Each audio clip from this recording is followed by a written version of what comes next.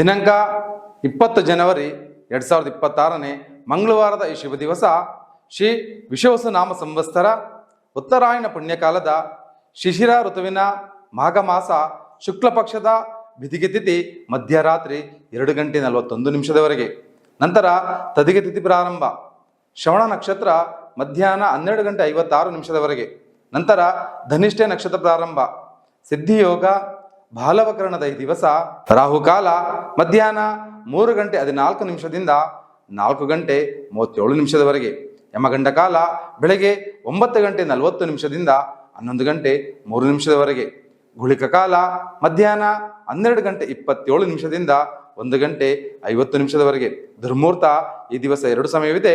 ಒಂದು ಬೆಳಗ್ಗೆ 9:07 9:51 ಮತ್ತೊಂದು ರಾತ್ರಿ 11:09 12:01